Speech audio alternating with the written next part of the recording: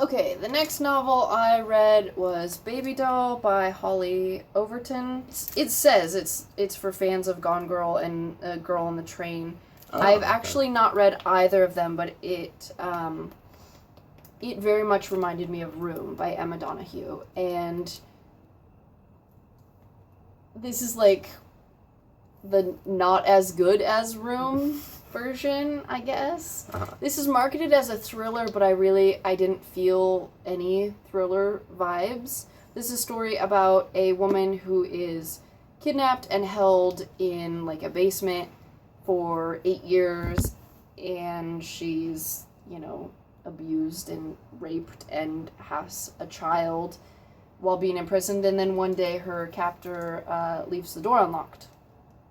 And without spoiling too much of the plot, because it says it's a thriller, I'll leave it there, but honestly, I hated the fact that the victim here, was not the actual victim. So, the woman who was held, captive for 8 years is the strong one in this story, and she, has to do face-to-face time with her captor multiple times and is able to keep her calm and composure, and she's fine apparently, but her entire family, her twin sister and her mom, apparently they're the real victims. Their life is so hard and their lives are falling apart because of this event. And I thought that was so pretty much this is a story about the effects of this event on the rest of the family, whereas the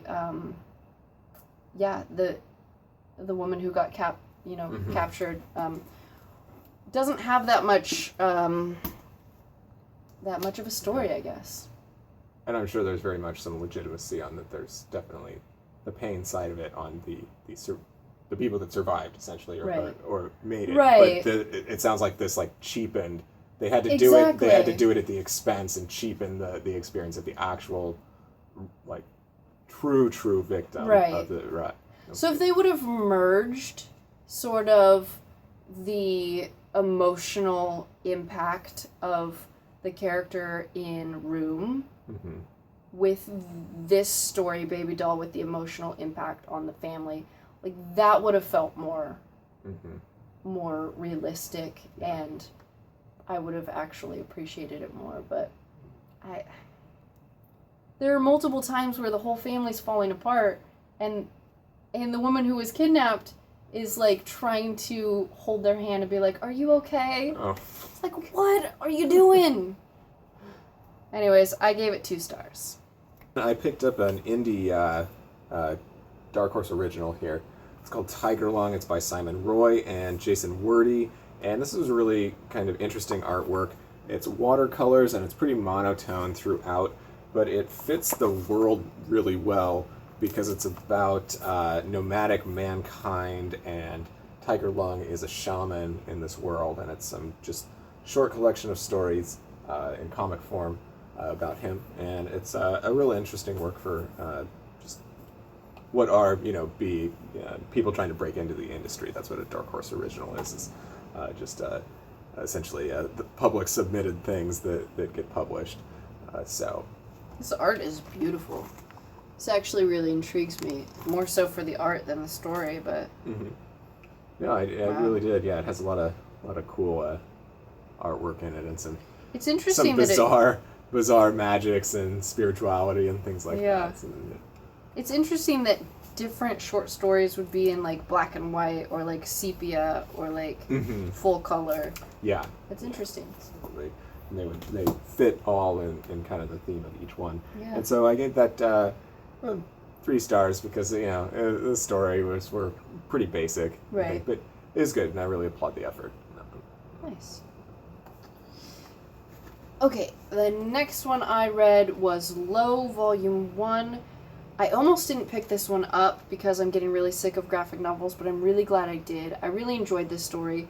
This is set in the distant future where the sun's radiation is spreading, and it has completely destroyed the planet of Earth, the surface of Earth, And so the only humans that are left alive are on the bottom of the ocean. But even then, the radiation is spreading, and they estimate that they only have about a year left before mankind is completely wiped out. And most of the people have completely given up. They're like, let's just get high and have a lot of sex and just die. Yeah. But like the main character of the story sent a probe out like a decade before, and it was damaged, but she thinks that it might have coordinates to a new inhabitable planet.